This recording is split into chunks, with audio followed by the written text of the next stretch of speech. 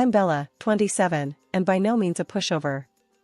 I work as a secretary, a job that has me juggling calls and coffee, all while trying to keep a straight face when my boss cracks one of his stale jokes. Life was a regular routine until that night at a friend's party when I bumped into Jake. Jake was a tall, lanky guy with a smile that could light up the room. He had that effortless charm about him, cracking jokes one minute and deep in thought the next. We got talking, and before I knew it, hours had passed. "Hey, I'm Jake. You look like you could use a better drink than that," he said, nodding at the almost empty plastic cup in my hand. I raised an eyebrow, "And you look like you've got a better suggestion?" "Follow me and find out," he grinned, leading the way to where the real party was, a table laden with all sorts of drinks. We spent the evening talking about everything and nothing. His jokes were actually funny, a refreshing change from the dry humor I was used to at work. As the party wound down, we exchanged numbers. "Don't be a stranger," Jake said as he left, "or do, but only if you're into that mystery vibe." I laughed, tucking away his number. "We'll see, funny guy." As I headed home, I couldn't shake off the feeling that this was the beginning of something. But that night, it was just the city lights, the lingering laughter from the party, and the slight buzz from the drinks. The next few weeks were a blur of texts and calls with Jake. He was like a breath of fresh air, always popping up with a joke or a plan to meet up. It was hard not to get swept up in his energy. Then came the day he invited me over to his place. "You gotta meet the folks," he said casually, as if it wasn't a big deal. "Meet your parents?" I hesitated. "Aren't we moving a bit fast?" "Nah, they're cool. Plus, I want them to meet the girl who's been stealing all my time," he joked, but I could tell he was serious. I agreed, not knowing what I was walking into. Looking back, I wish I had taken a bit more time, maybe then I would have seen what was coming. But life doesn't give you a heads up, does it? No, it just throws you in the deep end and watches as you try to swim. The day to meet Jake's parents came quicker than I'd have liked. I remember standing in front of my closet, trying to pick out something that said, "Nice to meet you," and not, "I'm here to steal your son." Finally, settling on a simple dress, I took a deep breath and headed out. Jake's house was one of those big, sprawling places with a garden out front. Flowers, trees, you name it, his mom had it growing there. "She'll love to show you around," Jake had said with an enthusiasm I didn't quite share. As we walked up to the door, Jake squeezed my hand. "Don't worry, they're going to love you." The door swung open, and there stood Mrs. Green, a woman with a stern look that could make a grown man flinch. "So, this is her," she said, eyeing me from head to toe. Not exactly the warm welcome I was hoping for. "Mom, this is Bella." "Bella, my mother," Jake introduced. "Charmed," I said, extending my hand. She gave a nod, her lips tight. "Come in. Let's not stand around." The inside of the house was as immaculate as the garden. We sat in the living room, and that's when the interrogation began. Mrs. Green didn't waste any time. "So, Bella, Jake tells us you're a secretary. That must be interesting," she said, the word interesting hanging in the air like it was a bad smell. "Yeah, it's got its moments. Keeps me on my toes," I replied, trying to keep it light. "And your boss, he's a man, I presume?" she prodded, her eyes narrowing. I nodded. "Yes, he is. A very professional and respectful one." Mrs. Green hummed, as if she had expected as much. "I suppose you spend a lot of time together, being his secretary and all." I could feel the insinuation heavy in her tone. Jake jumped in. "Mom, come on, let's not start this." "No, it's okay," I said, feeling a need to defend myself. "We work together, but that's it. There's nothing more." Mrs. Green looked at me, then at Jake, and then back to me. "I see. Well, as long as it's professional." The conversation stumbled on, every topic somehow circling back to my job or my relationship with my boss. It was like she had a one-track mind set on making me uncomfortable. At one point, Jake excused himself to take a call, leaving me alone with his mother. "You know, my son could do a lot better than a secretary," she said, her voice low but clear. I was taken aback. I'm sorry you feel that way. I care a lot about Jake, and I'm not here to cause any trouble. Mrs. Green stood up, her posture rigid. Just so we're clear, I have my eye on you. Any slip up, and I'll make sure Jake sees sense. The threat hung between us, heavy and cold. I sat there, trying to process what just happened. It was clear this wasn't going to be easy. When Jake came back, I plastered a smile on my face, but inside, I was reeling.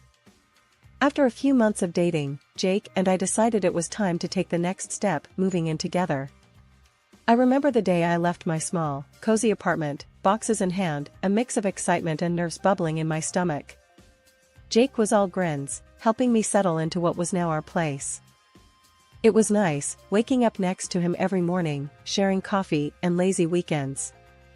But as they say, good things never last, especially if Mrs. Green has anything to say about it.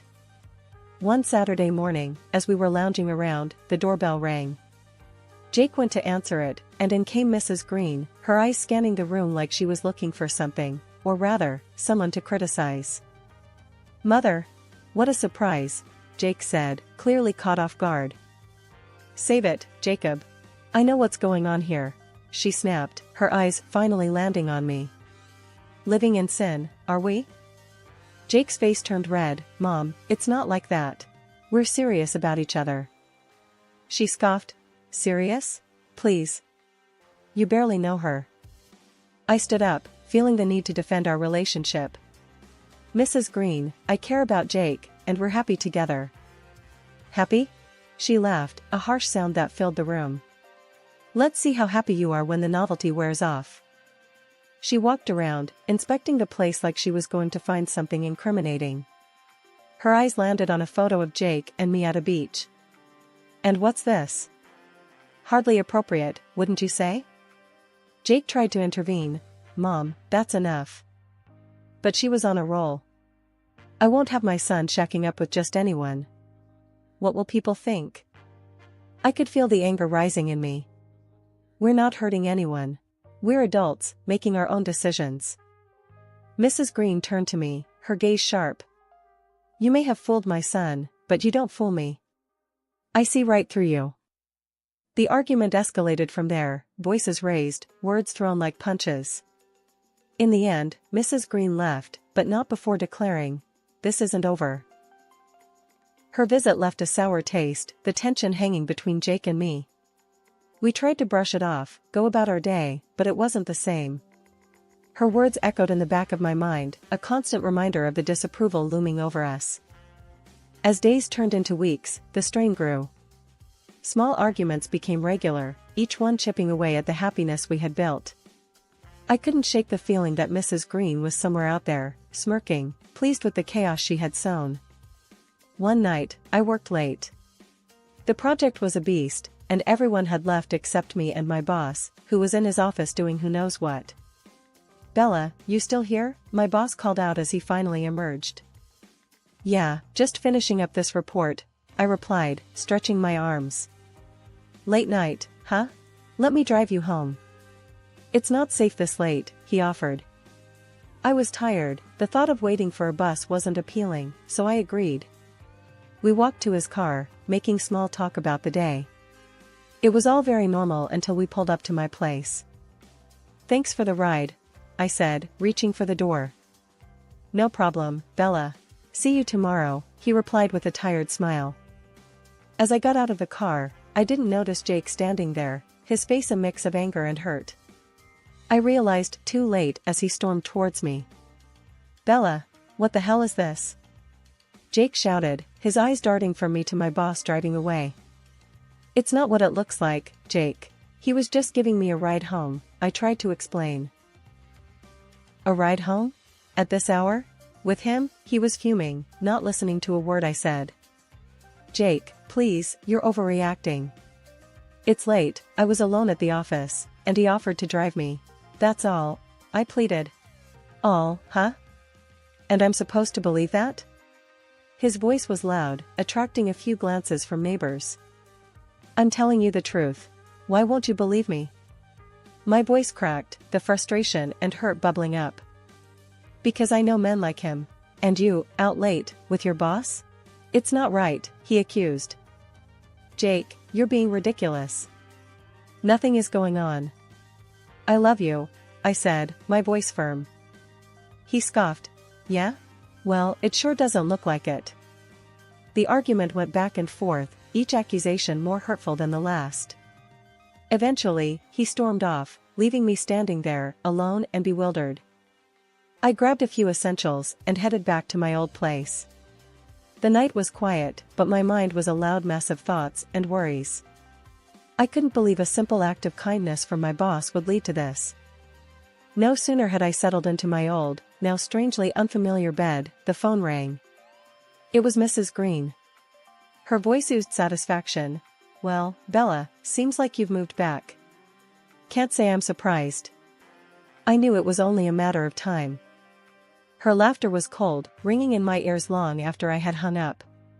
I lay there, the weight of her words pressing down on me. I realized then that this was far from over. Her glee at my predicament was just another reminder of the uphill battle I was facing, not just with Jake, but with his entire family. And as I drifted into a restless sleep, I couldn't shake the feeling of dread for what was yet to come. Life was quiet after the big blowout with Jake. I kept to myself, trying to mend the pieces of my bruised heart. Days turned into weeks, and just as I started to feel a bit like my old self again, life decided to throw me another curveball. I found out I was pregnant. I remember sitting in my bathroom, staring at the positive test. A mix of emotions flooded through me: fear, excitement, but mostly a deep, nagging worry about how Jake would react. I debated telling him, going back and forth in my mind, but eventually, I decided against it.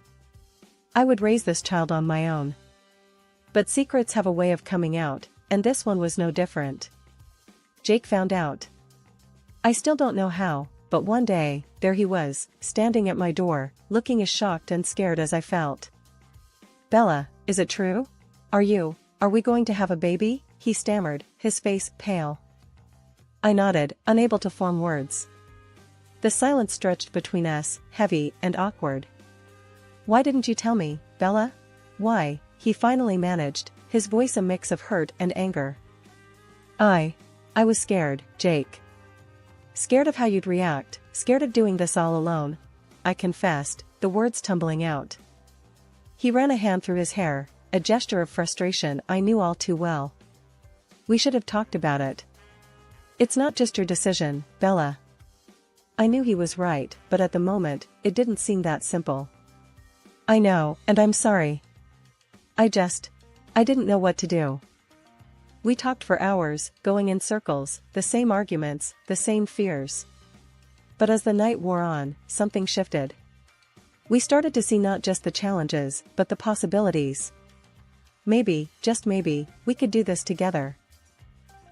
In a decision that surprised both of us, we agreed to start over.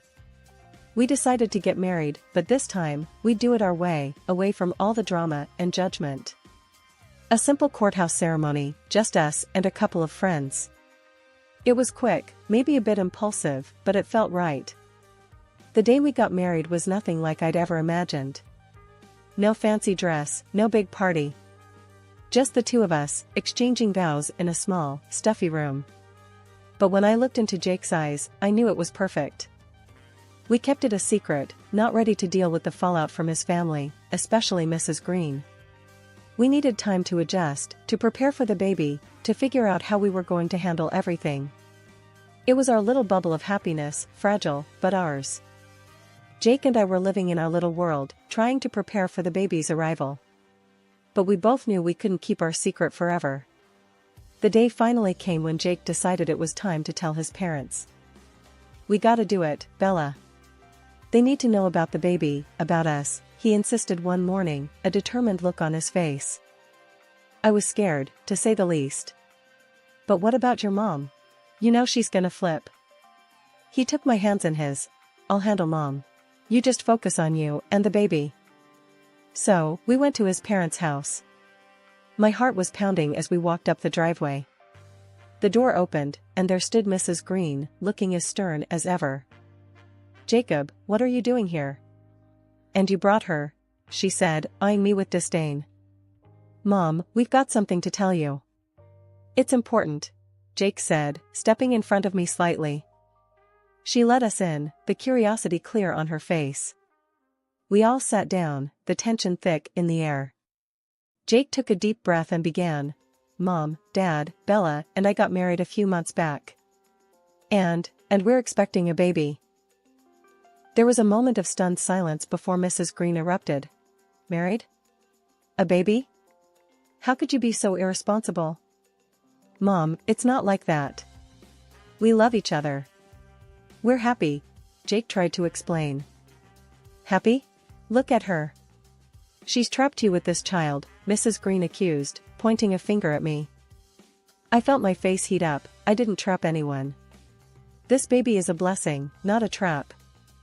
Don't talk back to me, girl. I know your type, she snapped. Jake stood up, his face red with anger. Enough, Mom. This is my life, my wife, my child. If you can't accept that, then maybe we don't need to be part of yours. The room fell silent, Mrs. Green's face red with anger, but there was a flicker of something else, maybe fear, maybe realization. Mr. Green, who had been silent till now, put a hand on her shoulder, a silent plea. She looked at him, then back at us, her face softening just a fraction. I need time to process this. We left shortly after, the air between us heavy but hopeful. As we drove away, Jake squeezed my hand. That went better than expected. I laughed, despite everything. Yeah, if you consider World War III better than expected. But it was out now, the truth. We were married, expecting a baby, and for better or worse, his family knew. It felt like a weight had been lifted, but at the same time, a new worry had settled in. How would Mrs. Green react once the news really sunk in? Would she come around, or would she be an ever-present thorn in our side? Only time would tell, but for now, we had each other, and that was enough. As we drove home, the sun setting in the distance, I felt a sense of peace. We were together, we were strong, and no matter what came our way, we'd face it together, as a family. A few weeks had passed since the big reveal to Jake's parents. Things were quiet, almost eerily so. Then, one afternoon, Mrs. Green showed up at our door, unannounced, with a homemade cake in hand. Bella, I baked this for you. A peace offering, let's say, she said, her voice softer than I'd ever heard it. I was taken aback, not sure what to make of this sudden gesture. Thanks, Mrs. Green. That's unexpected. She smiled, a bit too sweetly. Call me mother, dear. After all, we are family now. After some awkward small talk, she left, leaving the cake on the kitchen counter. I invited a friend over to share the cake. Hey, Lisa, wanna come over for some cake? It's a long story. Lisa arrived, and I cut the cake, serving us both a piece. But as fate would have it, she was on a new diet kick and refused at the last minute. You know what, I'll take it home for later. My cheat day's tomorrow. She laughed, wrapping up a big slice. I shrugged and took a bite of mine. It was delicious, almond flavor bursting in my mouth. But as the evening wore on, I started feeling odd, queasy. I chalked it up to pregnancy nausea and went to bed early. But the nausea didn't go away, it got worse. By midnight, I was violently ill, and Jake rushed me to the hospital. After what felt like endless tests and worried looks from doctors, they told us the shocking news. There was a toxic substance in my system, something commonly used in gardening to kill pests. Jake's face went white as he realized the implication. The cake, my mom. I was too weak to respond, a cold dread settling in my stomach. Had Mrs. Green really tried to harm me, to harm her own grandchild? I was kept in the hospital overnight, and by morning, I was feeling a bit better, but the emotional toll was immense. Jake was a mess, torn between worry for me and disbelief that his mother could do such a thing. We were talking on the phone about it, Jake's voice heavy with concern. We need to figure out what to do next, when suddenly the door to my room creaked open, and in walked Mrs. Green. I quickly muted the phone but didn't hang up, Jake still listening in. Bella, how are you feeling, dear? She asked, her voice dripping with faux concern. I looked at her, feeling a mix of anger and disbelief. "I'd been better," I said, coldly. She tooted. "Such a shame about the sickness." "And the baby?" "The baby is fine," I replied, watching her reaction closely. Her face faltered for just a moment, a flash of disappointment crossing her features. "Well, that's good to hear," she said, but the words felt hollow. Then, with a smirk, she added, "Of course, you have no proof of what caused your little incident." I made sure of that when I threw away the rest of that cake first thing this morning. My heart raced, Jake still on the line, hearing every word. She had just admitted to it, not realizing the call was still connected. As she turned to leave, I looked down at the phone, a plan forming in my mind. Mrs. Green might think she's covered her tracks, but she was wrong. We had her confession, and now it was time to make her face the consequences. After Mrs. Green left the hospital room, I called Lisa, who thankfully hadn't eaten her piece yet. She was horrified by the news, and agreed to bring the cake to the police as evidence. Then I dialed Jake again. "Jake, did you hear all that?" I asked, my voice barely above a whisper. "Yeah, every single word," he replied, anger seething through his tone. "I can't believe she'd go this far. I'm coming back to the hospital, and we're going to the police. We've got her now, Bella." By the time Jake arrived, I had managed to steady my nerves. Together, we went to the police station, the phone recording in hand. The officers listened intently, their expressions growing grimmer with every word Mrs. Green had unwittingly spilled. They assured us they would investigate immediately. The next few days were a blur of police visits, interviews, and a growing sense of dread about what was to come. Mrs. Green was brought in for questioning, and with the evidence stacked against her, she had no choice but to confess to her horrendous act. The news of her arrest spread quickly, and suddenly, the whole town was buzzing about the scandal. Jake stayed by my side through it all, his support unwavering. "I'm so sorry, Bella. I never thought she'd do something like this." "I know, Jake. But we're together in this, that's what matters," I reassured him, squeezing his hand. The trial date was set quickly, given the severity of the crime. Mrs. Green faced the judge, her usual stern demeanor replaced by a look of defeat. The evidence was undeniable, and she was found guilty of attempted poisoning. The sentence was harsh, but just, given the potential consequences of her actions. As we walked out of the courtroom, Jake and I both felt a strange mix of relief and sadness. It was over, but at such a cost. His mother, the woman who had raised him, was now behind bars because of her own twisted actions. We decided it was time to move on, to focus on the future and the arrival of our baby. The house felt quieter, the air lighter, as if a dark cloud had been lifted. Our friends and family rallied around us, their support a constant source of comfort. One evening, as we sat on the porch, Jake wrapped his arm around me. "We've been through hell, Bella, but we made it. I love you, and I can't wait to start this new chapter with our little one." I leaned into him, my head resting on his shoulder. "Me too, Jake. It's going to be a fresh start for all of us." The baby kicked, as if in agreement, and we both laughed. It was a sound of pure joy, a sign that despite everything, we were going to be okay. As the sun set, painting the sky in hues of pink and orange, I realized that justice had been served, not just in the courtroom, but in our lives too. We had been tested, pushed to our limits, but in the end, we emerged stronger, united, and ready to face whatever the future held.